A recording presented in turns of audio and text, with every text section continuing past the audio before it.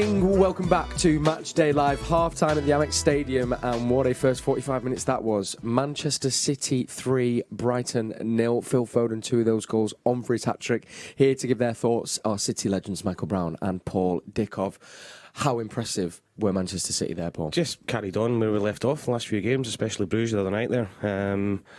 Defensively really sound, but then just devastating on the break. Phil Foden, Jack Grealish, Bernardo Silva, I know we spoke about him beforehand, has been outstanding again. Talking about it being 3-0, it could have been 4 or 5 quite easily. Cleared off the line, keeper's made a few saves, and every time we go forward, we look as if we're going to score. Yeah, definitely. You talked about Phil Foden mentioned, didn't he, Brighton pressing all over the pitch. Well, Manchester City have done that to this Brighton side. They've encouraged them to play out, let them do it, the first ball, and then from then on the traps were there. Square passes, little short balls. You can't do that against this Manchester City side. Bernardo Silva picking up everything, and then straight away the attacking intent through the middle has been fantastic. 3v2s, many occasions. Brighton far too open. But every time we break, we've got 4 or 5 people in the box. It's not just, we're not sitting back and looking to break with 1 or 2. As soon as we win it back, there's Gabby's one side, Jack's the other. Gundogan got his goal, obviously, which I'm sure we'll talk about. Phil's in there, Bernardo's in there. The amount of bodies we're getting in the box is frightening. And we spoke about Brighton being brave at the start of the game. You're either brave or you're pretty stupid, and it's looking like the latter at the minute, because fair play to them for going out and still trying to play. But the only chance you've got is if Manchester City have got 7 or 8 players that aren't at it. Yeah. If you're going to play the way Brighton are playing, if you're going to play the way Brighton have set up and Man City are at it, you're going to lose goals. As soon as the first goal comes in, straight away it changes the whole intent of the game. So they're straight at it, Manchester City on the front foot. Brighton then become a little bit cautious, nowhere near the amount of possession that they would like. Mixed up when we're thinking whether they're going to play that back 4. They've gone with a sort of a 3, solid march down the right-hand side, a little bit disjointed. And when you change it and you haven't worked on it against the champions, against this Manchester City side, pressing, desire, intensity from City has been fantastic, finishing, devastating, right decisions as well. It looks to me as if they've possibly watched the Chelsea game this morning and seen them scoring 7 and thinking, right, come on then. And I'm sure they'll be talking about that at half-time, saying we've got 3, but that's not good enough. Can we get 4? Can we get 5? Can we get 6? Because I know because goal difference, how tight the league's going to be this season is going to be massive. But to be 3-0 up at half-time, and as I said, it could have been 4 or 5 quite easily, and expect more goals in the second half. Absolutely. Well, let's talk about those goals. And I think it's well interesting, of course, we know it was 10 years to the day since that 6-1, and Ferguson talking about goal difference there, so quite appropriate that we're also talking about it here.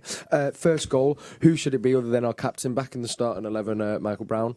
Ilkay Gundogan, and that was what we saw so much of last season, wasn't it? It was exactly what we talked about, something different, a midfield runner, the timing of runs when he enters the box. So he's intelligent, isn't he? He knows when to sit behind it, some good little link plays, and then he realises when there's that opportunity, he gets into the box and he's generally around it. And he finds himself in a good position. Yes, they've asked for a foul on the goalkeeper, never going to get that when we see it. It's just about keeping it alive and putting it in good areas, but that'll give him confidence, won't it? Coming back, playing some football and getting a goal. Yeah. I think with Bernardo picking up every second ball, he was alive when the goalkeepers fumbled the ball. He was the one that was there, pick up the second ball, and he's just put it in I probably tried to score, but he's just put it in a good area, and Ilkay's got that fantastic knack of being in the right place at the right time. Now, we saw him have that final shot there towards the end as well, kind of open it up on his left foot. That would have given Phil Foden his hat-trick, because he has been accredited with that goal as well, that we thought maybe was Jesus, but his first one was thoroughly deserved, wasn't it, Paul? Yeah, and great break again. It came from Brighton's attack and in our own 18-yard box. Before you know it, Bernardo's picked it up again. Great ball through to Jack Grealish, the timing of the pass, timing of the run. And Jack's drawn the centre half in, drawn the goalkeeper in and being selfish and laid it onto Phil. But then you've got to look at Phil's energy to get up there with Jack Grealish as well. And the desire to get in the box to finish it off, but just devastating counter-attack. It was the choice, wasn't it? It was the choice of pass. Bernardo Silva through the middle, Jack Grealish going. He could have played forward and possibly offside. Jack Grealish gets through. And full credit to him, because they're on that right foot as a player coming off the line from the left-hand side. It opens up for you, that instep to play the ball past the goalkeeper down the left-hand side. He doesn't, unselfishly plays it across. Phil Foden onside. It was a really, really well-worked, again, quick and sort of concise finish and sort of it set the tone, really. From then on, they just pressed and set traps. That was an important time to score it because we had a couple of chances with the one cleared off the line. Yes. And Phil was through and tried to go around the goalkeeper, and at 1-0 you're thinking, is it going to be one of the games we're creating all the chances, but possibly we're going to leave the door open for them to come back in. But the second goal knocked the stuffing out of them. And then we had the third goal, which I think initially we thought it was Gabriel Jesus, and I'm sure if people have got him in the fantasy team, they were hoping for Jesus, but then it was accredited to Phil Foden, and it did just seem to take a little nick, didn't it, I think, off him. And again, it was a really well-worked goal from Jesus coming in as well off the right. Yeah, Jesus coming in off the line and just took that sort of little nick, as Ali mentioned in commentary. It was difficult to see it, wasn't it, until they brought it back. And we were wondering, the goalkeepers, he made a big error. When you see the rerun, that deflection, I'm going to let him off slightly. He'd be very, very disappointed. And what we've got Alistair Mann now going through all of his notes to find out when Phil Foden's last hat-trick was, whether it's under 17s, under 18s. He'll have the answer for us. I hope he's listening. Yeah, he will. I'm sure we'll get that in the second half. Then, of course, if we're looking to the second half, I guess it's much of the same, but also they'll be wanting to keep that clean sheet, Paul, and looking at that goal difference as well. Yeah, no, I'd be amazed if Brighton come out second half and set up that way. Again, I think it's damage limitation for them, and hopefully try and want to get back in it. So I think you'll see Brighton possibly a lot more reserved in how they set up and in their shape. But for City's point of view, just go and get more goals. Do you think you make some changes, Paul? Do you know, when you look at the side now and you're going in with the amount of games, the loading that these players have got, is that like now a scoreline where we were just discussing where do we feel like you can use the bench, give some people a run out? Yes, there's a game in the week. And maybe looking back to the game last season when we're 2-0 up and down to 10 men. Yeah. Kyle Walker's been booked. Is it worthwhile maybe just saying to Kyle, look, 45, Zinchenko can come on, Cancelo can move over that side. But, if you look at Pep's history, very rarely makes changes at half-time unless it's needed to be, So probably around the 60, 70-minute mark, I'm pretty sure you'll see fresher legs coming on. Wouldn't it be great to get too far ahead of myself to get another couple of goals and then get Cole Palmer on, Sam Edozie, and give the youngsters a little bit of a run out? Yeah, I guess they get kind of nice games and nice moments to then be able to bring a player on like Cole Palmer, and I guess as well that's like a less pressurised environment for him to just get that match time and that game time that we spoke about before the show. And I agree with you, but then I'm looking at the bench. Yeah. And I'm going to say, well, as Kevin De Bruyne said, why am I not going? And I want to go and have some of the minutes. It's 3-0, great time to go and play and move it around. Not so much pressure. Zinchenko needs some minutes. Ake, does he feature? Riyad Mahrez. The list goes on. Yeah. So you don't just get these minutes for the sake of it in this team. You've got to earn them. You've got to have a reason to get on the pitch. Yes, we all want to see the younger players, but if I've travelled to Brighton and I'm one of those players, I also want to get some minutes. I always ask, as well, what do we think has been said in City's dressing room? I think we kind of know what's probably been said. Now, I wondered, for the Brighton team, when you're 3-0 down at half-time at home, what are sort of the conversations from the manager when to come back out? I mean, is it damage limitation? Is it actually try and maybe get a goal and get yourself back in it? I've always, I think Graham will...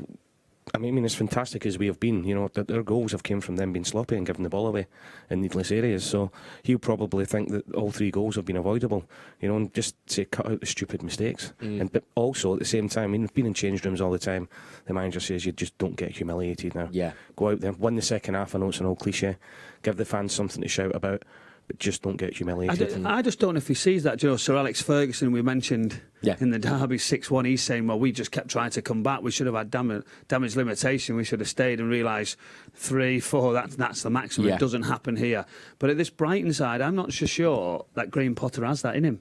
I don't know if he'll say, right, we'll change the way we play. We'll be tighter. We'll be harder to beat. I feel like he'll say, let's do it better. Cut the mistakes out, which is very, very brave to do, because you take a 6-0 or 7-0 at home, it can knock your confidence for many weeks. But then he will be looking at it with blinkers on, and he'll look at the goals in isolation and probably think that could have been avoided. All goals can be avoided, but they've been from silly mistakes. Yes. And cut them out. But I would honestly, I'll say it again, I'd be amazed if they come out and they're as open in the second half as they were in the first half, because talking about Chelsea winning 7 before, we could go on and win this 7 quite easily away from home. Well, hopefully it might be nice, wouldn't it? A few more goals for us to talk about at full time. Well, I'll tell you one thing that's maybe a little bit eased in taking on a Pep Guardiola Manchester City team is Cryptic City. And I'm sure you might have been watching them before and thought, well, you didn't get to it. Well, we had that much of a great chat. We thought we'd save it for half time. So if you want to get your guesses in, you can just use that WhatsApp number. Or the hashtag Man City if you want to use social media on Twitter. I've got no idea. I don't even know what that third clue is. Oh, it's right. Okay, I can believe I can give you a little help with that third one. And a real niche clue. Character from Star Wars. I know I said actually it's easier than taking on a Pep Guardiola team, but I'm not too sure. What are you thinking, boys? Any? All quiet here in the studio, so that does mean we need your help. I've got it, I think. So get your guesses in because we need your help here in the studio. Use that hashtag Man City or use our WhatsApp number. And actually, if you do send us a WhatsApp, you may just get a reply from us with a little code that is going to give you 20% off that third kit that we are displaying actually for the first time. It's the first time we've worn it this season. Seems to be a lucky kit so far. So if you're thinking, wouldn't mind that, drop us a little WhatsApp and then you can send us a little message and then we'll give you a little link that will take you to be able to get 20% off that shirt. Gents, we've talked about maybe bringing on Cole Palmer. Do you think maybe we'll be looking at Kevin De Bruyne? We've got that Champions League game. Get him some game time and keep his momentum going. Because as we know, he's still coming back from those little niggles and injuries from the summer. I think it just depends on how much they feel like they need to bring him on the pitch, what the games are coming on. And we've looked at Pep Guardiola over many seasons, and I've always been saying, well, don't play Kevin De Bruyne. He could get injured. Let's protect him. Pep Guardiola generally is actually got him on there. He feels like rhythm. He wants that sort of intensity, continuing with the levels of getting fitter and better and more fluid. And we've seen that, on lots of occasions where he hasn't been safe. He's got them on the pitch, and he just is whatever will be with regards to injuries, and it seems to work, doesn't it? It's hard to question that. So you'd expect him to come on the pitch. And I'm guessing, Paul, we want more goals, but your prediction will be you're on. I said 3-0. I think you say half-time. Yeah. I thought so. 3-0. Paul said, can we finish it now? He's now asking for 6 or 7, but really, we know he wants it to be 3 because he predicted Not it for competitive sure. at all, honestly. Well, listen, gents, thank you as always. Yeah, one more for you. 4. I predicted 4, please. You wanted 3 originally. Guys, come join us at full time. We're going to get all the reaction, hopefully, from Pep Guardiola, from our players, and hopefully a few more City goals to talk about. Go and get yourself a little drink and enjoy the next 45 minutes. We'll see you at full time. Thank you for watching as always. Come on, City.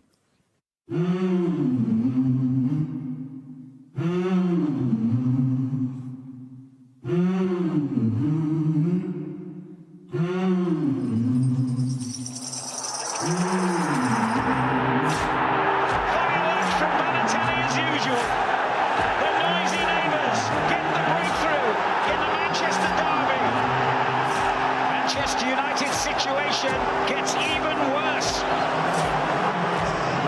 Have you ever seen anything like this before?